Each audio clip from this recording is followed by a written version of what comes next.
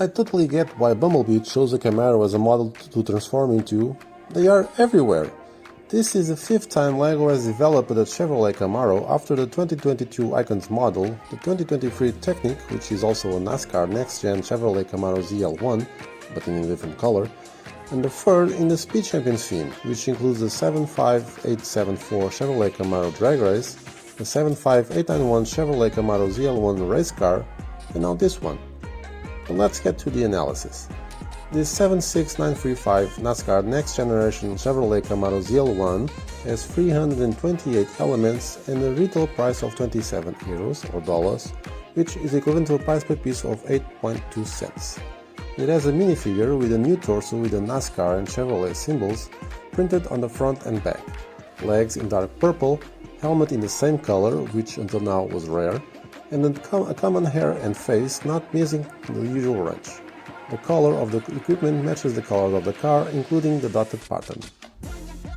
It comes with 5 bags and 30 stickers divided into 2 sheets.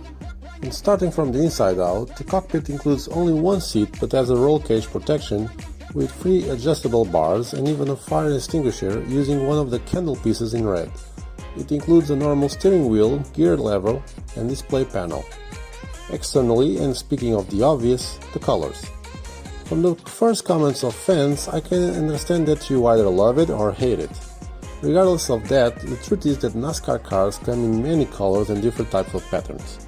This one is not based on any official scheme, so these decisions must have been left for the design team, who chose a bright orange, possibly to match the flame stickers or vice versa, purple and teal.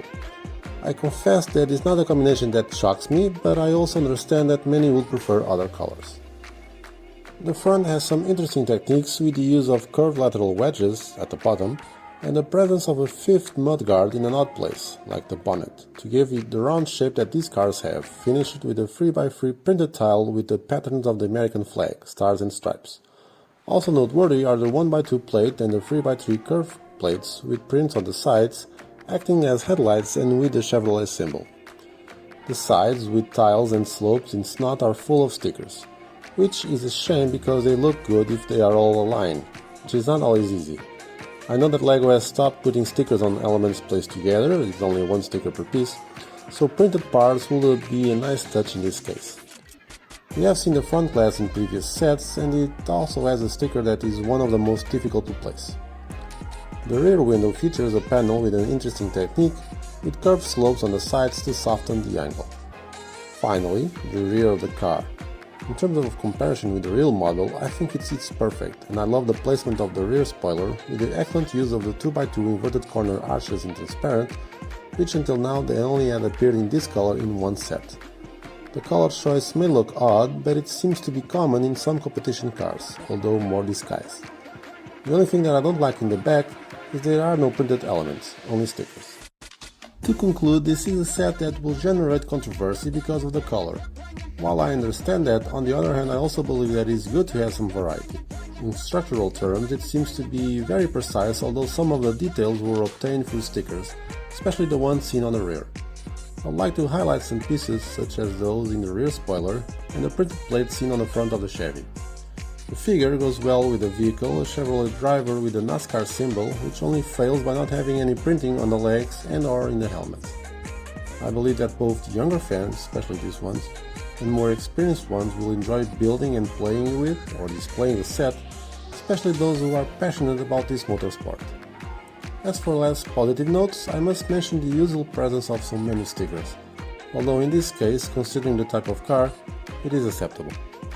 But while on one hand it is commendable that they chose a NASCAR racing car, on the other hand I am intrigued by the fact that it is a Camaro again.